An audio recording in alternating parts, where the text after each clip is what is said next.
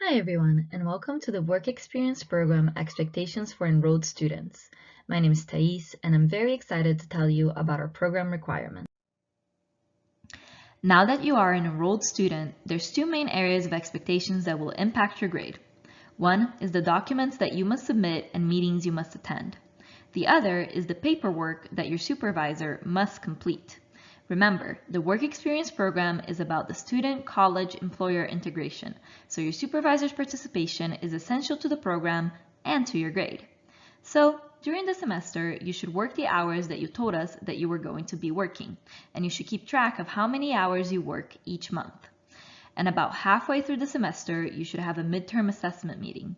And this is just to make sure that everything is going as expected, and also to support you in case you encounter any unexpected problems throughout the course of the program. Your instructor will contact you to schedule this.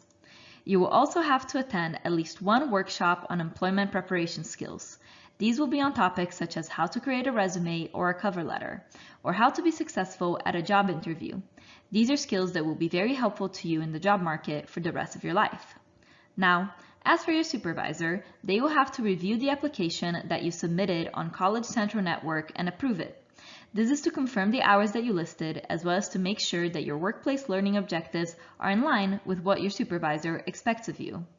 It is important that you know that if your employer does not sign this document by the end of the first week of classes, you will be dropped from the class.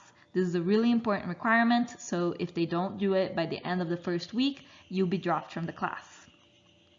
Your supervisor will also have to fill out a midterm evaluation of your work performance. Your instructor will email them to request this. For the completion of these items to be possible, it is imperative that you list a valid email address for your supervisor in your application. Additionally, you can remind them to complete these items to ensure that this does not negatively impact your grade or your enrollment. So the semester goes on, you're doing your coursework, doing your hours, and then we're at the end of the semester. What do you have to do at the end of the program to exit successfully? At the end of the semester, you have to submit your timesheet summary statement. This is just a piece of paper where you tell us how many hours you worked each month during the semester. You also have to have an exit meeting. This is very similar to the midterm meeting that I talked about in the previous slide. We will contact you to schedule it. This is just to make sure, did you meet your goals? What did you gain from the program? That sort of thing. You will also have to fill out a student self-evaluation in Canvas. This is an evaluation of yourself by yourself. You basically look at the goals that you set up at the beginning of the program and say, did I meet them? Did I not meet them? What were the struggles? What were the highlights? Etc. You also have to complete an exit survey, which is also in Canvas, and this is where you give us your feedback about how the program was, what your experience of the program was like, and what went well or what didn't go well. Now, what about your supervisor? What do they need to submit to us at the end of the semester? First, they must sign the timesheet summary statement that I talked about just now. The signature has to be a physical signature. Just typing their name in the form is not an acceptable submission. Lastly, they also have to fill out and sign an end-of-term evaluation of your work performance, and this will be emailed to them. Please note that if your supervisor is not responsive to our emails, your grade will be negatively impacted. Please make sure to communicate these expectations to them and remind them to complete these items. Let's look together at all the different documents that you have to submit at the end of the program. To find them, first we're going to go to the Work Experience homepage. To get there, just search WLAC Work Experience on your preferred search engine and it should be the first result. Go ahead and click on it. Then click these three lines with an orange background on the left side, and then click Students. Then scroll down to where it says Required Forms for Students. Here, the last three are the ones that you have to submit at the end of the program. So let's open them each in a different tab. Starting with the monthly timesheet summary statement. This is just a fillable form where you'll put in all the hours that you worked each month of the semester. First, you're just going to put in some basic info like your name, the section number of your class, your instructor name, which in my case will be Andrea, the semester and year, which is for me summer 2022, my supervisor's name, which is Josh Smith, and my work site, which is Subway. Okay, so starting with June, I'm gonna say how many hours I worked this month. I'm gonna say that in June, I worked 92 hours. Then in July, let's say that I took 2 weeks off because it was the summer and I wanted to also have fun. So in July, I worked 46 hours. And then in August, I worked 92 hours again. You can see here that the form adds up those hours for you so that you can have your total easily added up down here. And if you remember the chart that we looked at earlier, you need to work 225 hours to earn 3 units, and I worked 230, so this would earn me 3 units. And I'm gonna come here and sign it, date it. Then I'm gonna print it out and give it to my supervisor so that my supervisor can also sign it and date it so that we can make sure that you're working the hours that you say that you're working. So that's it for the timesheet summary statement. Now let's look at the student evaluation. The top part is the same, so I'm just gonna fill in with that same info. Put in a student ID, section number, the semester and year,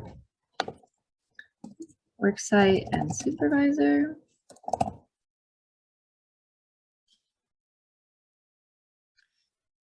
Okay, so now onto the form itself. First, we're going to type the same objectives as the one from the workplace learning agreement that I submitted at the start of the semester. You can find it in CCN if you don't remember what they were. So mine were improve customer service skills, memorize all Subway ingredients, and make sandwiches 1.5 times faster. Then you're going to assess if you have completed these goals. Don't feel like you have to say achieved for all of them or like you have to lie to see more accomplished. You can improve if you're not being honest in your own self-assessments, so just try to evaluate yourself and your goals as objectively as you can. So for customer service skills, I'm going to say achieved, and down here where it says summary of accomplishment of first objective, I'm going to explain how I know that this was achieved.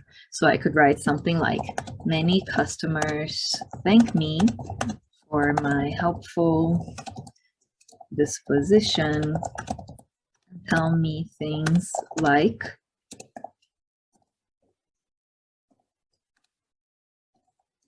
you're so nice. Because that's evidence of my improved customer service skills, since customers are telling me that I'm nice and thanking me, and that shows good customer service. Then moving on to the next objective, you can also select multiple answers. So for memorize all the ingredients, I'm going to say achieved and still in process. And I'm going to explain down here that I memorized all the ingredients.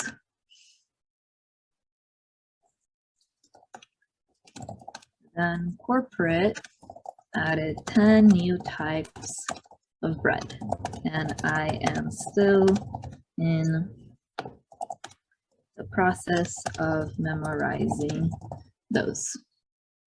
And that way, I achieved my original goal of memorizing all the ingredients that existed at that time. But at the same time, this is still in process because there were changes that led me to have to work on this goal again, which is super normal and happens fairly frequently in a job setting. Things are constantly changing and fluctuating, so you have to change and adapt as well. For my last goal, I'm going to say not achieved, and I'm going to explain down here that in addition to the human limitations of how fast sub can be made,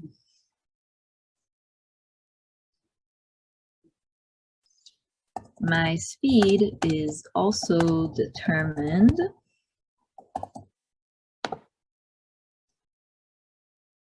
by how fast customers choose their ingredients.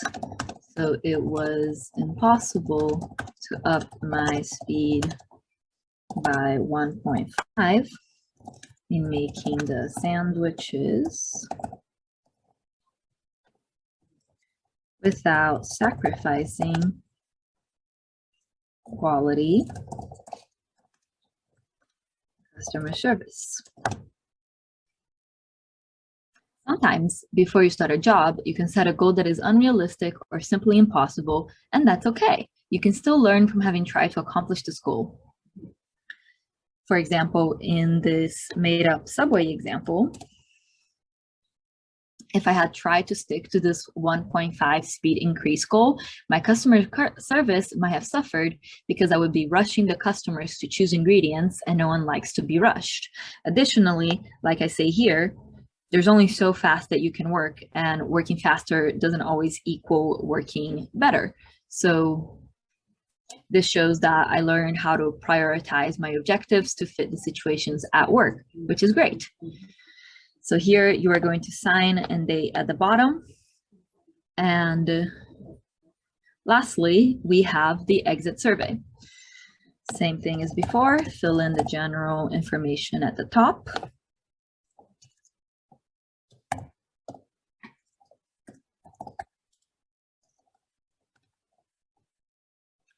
For this one, just answer all the questions as honestly as you can so that we can know what we're doing well and what we're not doing well and work on improvement.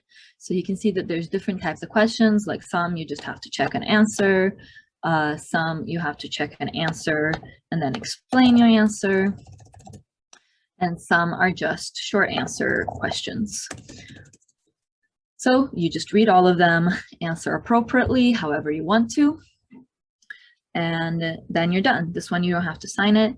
And when you're done, all of these documents will be submitted in the Cooperative Work Education Canvas, CWE Canvas, all of them.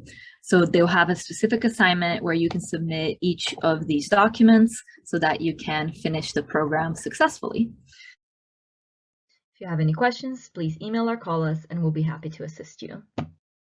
Thank you so much for watching, and I hope that you were able to learn what you needed from this video. We hope to see you at future Career Center events.